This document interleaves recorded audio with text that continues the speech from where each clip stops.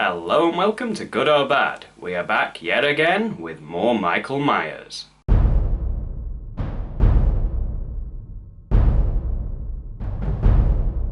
Previously on Halloween, Michael wakes up from his 10-year coma and tracks down niece Jamie Lloyd. Michael yet again fails at his only mission in life. He's kind of bad at this. With Michael gone, Jamie, who conveniently chose the same Halloween costume as Michael did all those years back, viciously attacks her stepmother. So you would be forgiven for thinking that Jamie is going to become the new Michael Myers, but that doesn't sell as well, so they just bring back Michael instead. Halloween 5 was released in 1989 and was directed by Dominic Othenin-Gerard. I have to say, I quite like the intro to this movie, where we just see a knife slashing at a pumpkin mixed with intro titles on a black background. The music starts and builds intensity until we see the pumpkin's face. It is a nice intro, and it's a different style to the usual intros in Halloween. The movie picks up at Michael's defeat at the end of Halloween 4, with Michael now being played by Don Shanks. After he fell down the mineshaft, he ended up in a river and was dragged along until he, of course, managed to climb out. But what I really like is that they even dropped an explosive down the mineshaft to really try and finish him off. Then Michael just passes out in some hermit's cabin where he stays comatose again for another year. Which is when he wakes up and murders the guy and off he goes on his merry way. The original plan for Michael coming back wasn't that he woke up, but was resurrected. The hermit was supposed to be some kind of druid necromancer or something. Which is why the cabin looked a bit ritualistic. But they changed it and just had him rest up for a year.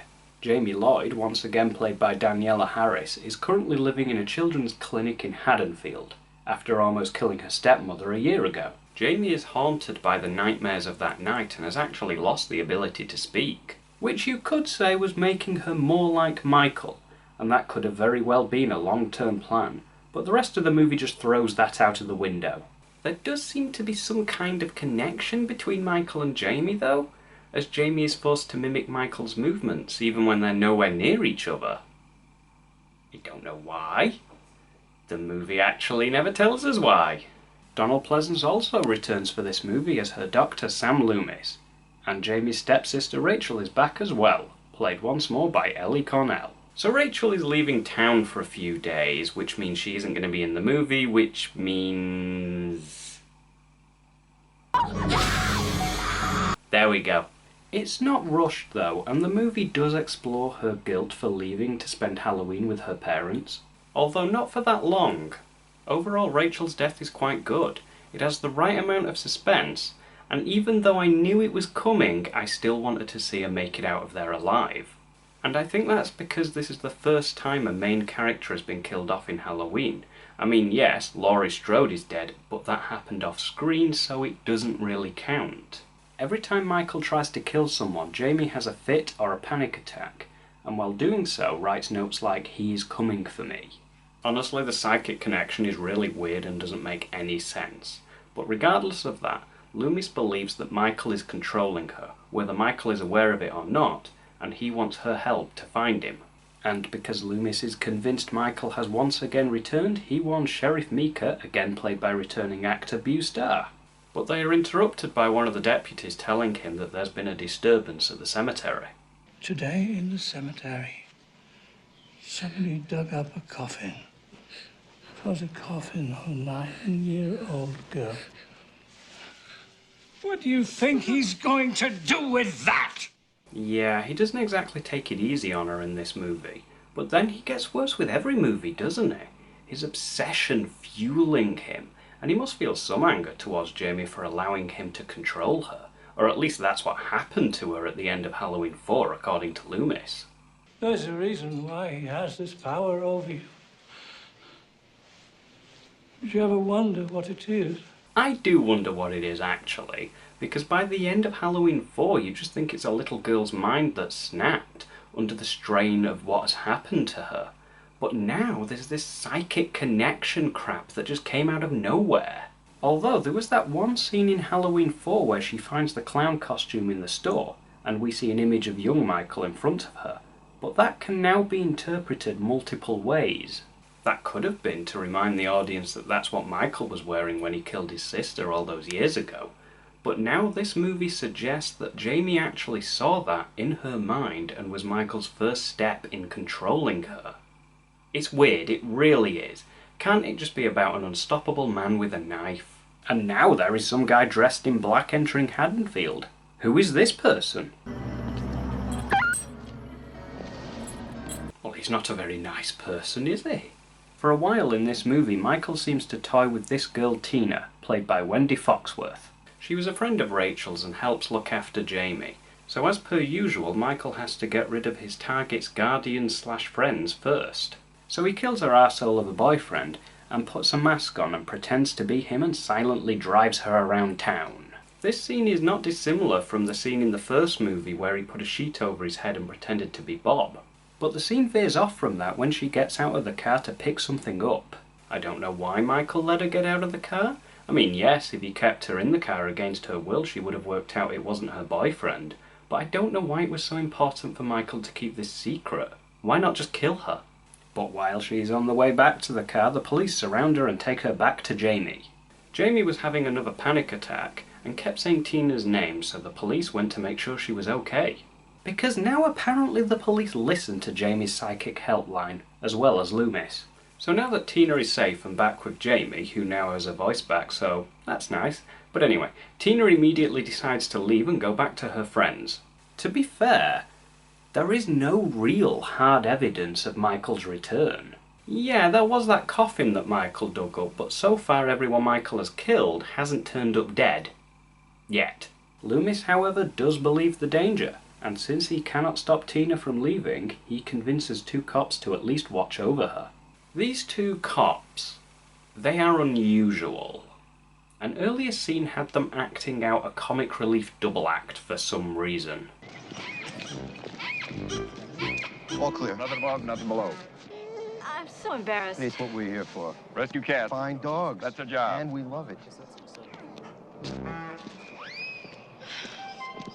Apparently it was to pay homage to Wes Craven's The Last House on the Left, which I haven't seen so I can't really comment on that, but what I can say is that it feels really out of place in this movie. They take her to her friends, with Michael following behind, and the scene involves death, death, and more death. And even some lovely kittens. Don't worry, the kittens survive. I know he's happy to kill a dog or two, but Michael draws the lines at kittens. Although, what's more likely is it's probably because kittens don't actually attack him. Jamie and her friend Billy have snuck outside. She's trying to find Tina and save her from Michael. And Jamie does manage to find Tina, just as Michael is about to run her over. But then he decides to go after the kids instead. The scene ends with Michael crashing the car into the tree, and after that Tina jumps in the way and saves Jamie, sacrificing her life, and honestly the entire scene is pretty good. We have never had a scene in any Halloween movie before where Michael tries to run someone over, and I have to hand it to them. The lighting is perfect, and even the car crash looks pretty damn good.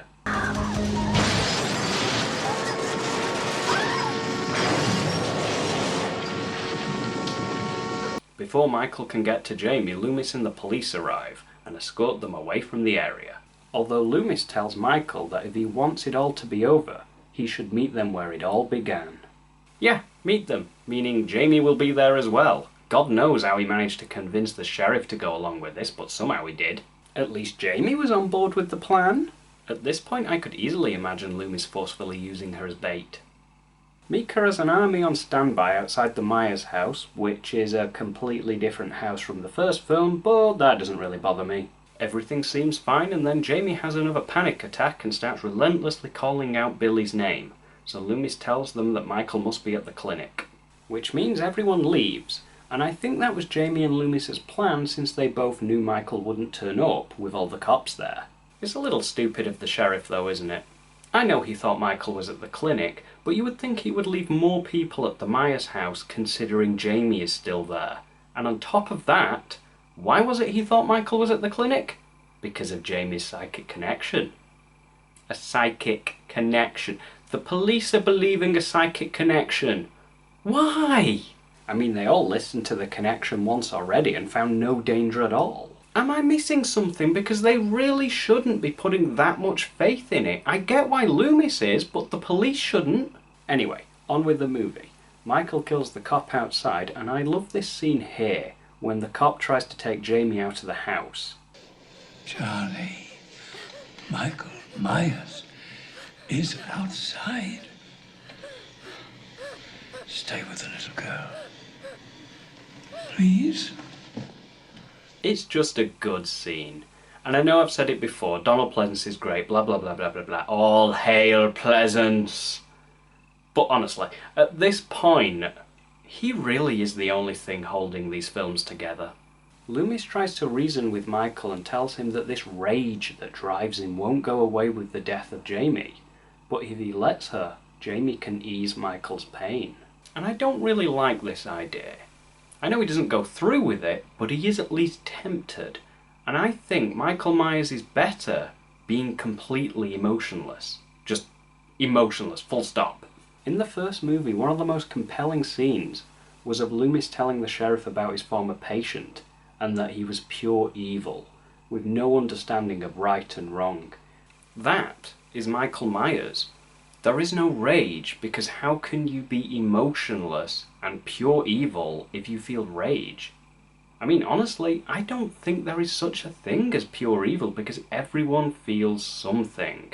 And I believe evil, true evil, to be without emotion. Anyone can feel guilt, regret or anger, or even further than that, rage.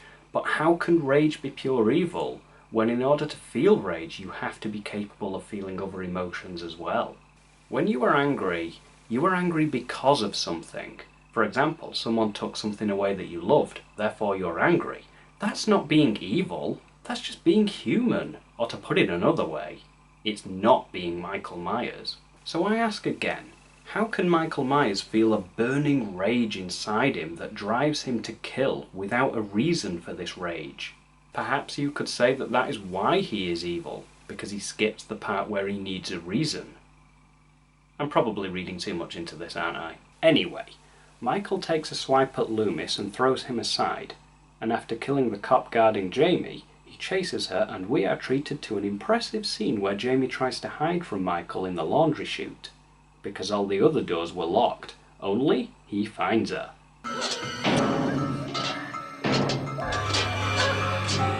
It's funny that it's Michael's knife that gives her the footing she needed to escape. The irony. After that, with nowhere else to go, she climbs into the coffin that Michael has prepared for her. Was she trying to hide from him in the coffin? Because that didn't work. But I tell you what did almost work. Trying to talk him out of it. She manages to make him take off the mask, and we see there is a tear in his eye. Don't worry, I'm not going to go on another tangent about what pure evil is, even though this is definite proof that he can't be. Just saying. Michael snaps out of it, but it gives Jamie a chance to run away again, but Loomis grabs her and uses her to get Michael to walk into a trap, where Loomis shoots several tranquilizer darts into him and beats him senseless with a plank of wood. In fact, he got a little carried away because he broke Don Shank's nose during this scene. So for once, they actually managed to capture Michael instead of just thinking he's dead. But remember that guy dressed in black? He massacres the police station and breaks Michael out. So who was the Man in Black? Well, no one really knew. He was just the Man in Black. I'm serious, the writers, the director, no one knew who this guy was. They just wrote him in and thought, yeah, we'll think of something in the next movie. I guess they wanted a way to end things differently in this movie. And this certainly was different, but perhaps they should have had some idea of where they were going next. But that didn't stop the cast and crew having theories on who he was. And one theory was that he was Michael's twin brother, or some kind of relative to him that we never heard of before. And that was only theorised because Don Shanks played both Michael and the Man in Black. But it never came to pass, as we found out who he was in the movie that comes next. But that's not all we find out in the next movie. They also explain the randomly inserted tattoo that Michael suddenly has, which actually has no impact on the movie at all, so given that they didn't know where they were going next with the story, it makes you wonder why they bothered to add in a mysterious tattoo to begin with. Did they just think, yeah, we will find some correlation between Michael having a randomly appearing tattoo, and there being a man dressed in black breaking him out of jail? What could be easier? Well, that's another one over. So Halloween 5. It was confusing, different, and yet at the same time, very familiar. I thought the cinematography had definitely improved over what we saw in Halloween 4. The death scenes were decent, the acting once again was very good. Don Shanks did a good job playing Michael Myers, he really did. And the music, as always, does its job. The effects were very nice, and there was a lot of suspense in certain scenes, such as the laundry chute scene and the car chase. But why did we have the psychic connection? I mean, really, why? What was the point of it? Was it to make it stand out more, or to just explain away Halloween 4's ending? She tried to kill her stepmother, which made it look like she was the new Michael Myers, but then they double back on this, and I guess they felt forced to add in a reason beyond she was going crazy, and that reason was mind control? I don't think Michael was aware of it, but he did have control over her, and that was the weirder part. They never explain it, and sometimes they say he can control her completely, which is why she stabbed her stepmother. But then she uses the connection to know where Michael is and warn people. It makes no sense, it doesn't hold up, and it's not even consistent. It's the dumbest thing in all the Halloween movies so far. And yes, I am counting the killer TV ads in Halloween 3 Season of the Witch when I say that, which I will get to, but I want to focus on Michael Myers first. So yeah, Halloween 5 isn't all bad, it does have some good moments, but the psychic connection bollocks drags it so far down in my opinion that it becomes the worst Halloween movie. That is until the next one dethrones it and takes the title for itself. No, I can't wait. You have been watching Good or Bad, and I'll see you next time.